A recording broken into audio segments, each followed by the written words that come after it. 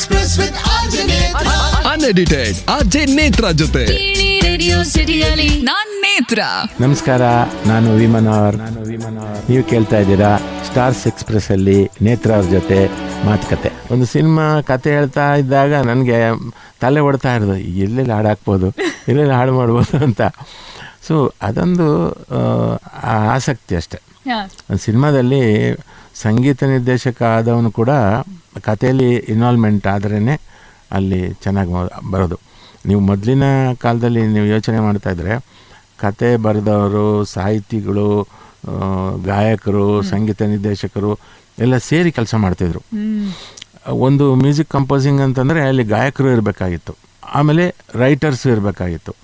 ಹಾಂ, SPB ಅವರು ಬೆಂಗಳೂರಿಗೆ ಬರ್ತಾ ಇದ್ದ ಸಮಯದಲ್ಲಿ ಒಂದು ಕಾರಲ್ಲಿ ಒಂದು ನಾವು 4-5 ಮಂದಿ ಲಿರಿಸಿಸ್ಟ್ಗಳು, ಆಗ ಅಂಬಾಸೆಡರ್ ಕಾರು, ಎಷ್ಟು ಜನ ಬೇಕಾದ್ರೂ ತುಂಬ್ಕೋಬೋದು.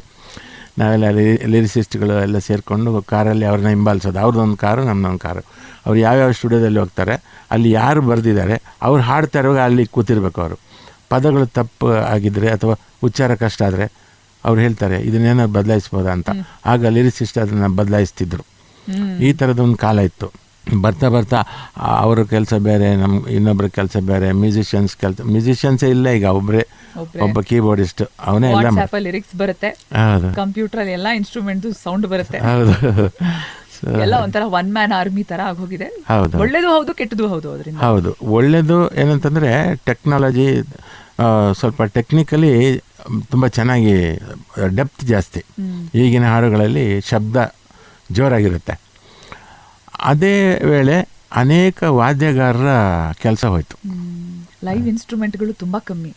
ಎಲ್ಲೋ ಒಂದೊಂದು ಸಿನಿಮಾಗಳಲ್ಲಿ ಇಷ್ಟು ದೊಡ್ಡ ಆರ್ಕೆಸ್ಟ್ರಾ ಪೀಸ್ ನುಡಿಸಿದೀವಿ ಅಂದ್ರೆ ಅದು ನ್ಯೂಸ್ ಆರ್ಟಿಕಲ್. ಹೌದು, ಬಟ್ ಅವತ್ತಿನ ಕಾಲದಲ್ಲಿ ಲೈವ್ ಇನ್ಸ್ಟ್ರೂಮೆಂಟ್ಗಳು ನಿಜವಾಗ್ಲೂ ಎಷ್ಟು ಚಂದ ಇರ್ತಾ ಇತ್ತು ನೋಡೋದಕ್ಕದು. ಹೌದು, ಈಗ ನೀವು ವಯಲಿನ್ಸು ಅವಾಗೊಂದು 30 ವಯಲಿನ್ಸು 40 ವಯಲಿನ್ಸ್ ಎಲ್ಲ ಹಾಕಿ ಒಂದು ಸಿನಿಮಾಕ್ಕೆ ಹಾಡು ಮಾಡಿದಾಗ ಇವತ್ತು ಅದು ಕೇಳಿದಾಗ ಅವ್ರು ಹೇಗೆ ನುಡಿಸಿರ್ತಾರೆ, ಅಷ್ಟು ಒಂದು ಚೂರು ಅಪಸ್ವರ ಬರದ ರೀತಿಯಲ್ಲಿ. ಯಾಕಂದರೆ 40 ಜನ ಒಟ್ಟಿಗೆ ನುಡಿಸುವಾಗ ಯಾರ್ದೋ ಒಂದು ಅಪಸ್ವರ ಬರಬಾರ್ದು. ಒಬ್ಬಂದು ಅಪಸ್ವರ ಬಂದರೆ ಇಡೀ ಹಾಳಾಗುತ್ತೆ. ಅಷ್ಟು ಶ್ರದ್ಧೆಯಿಂದ ಕೆಲಸ ಮಾಡ್ತಿದ್ರು.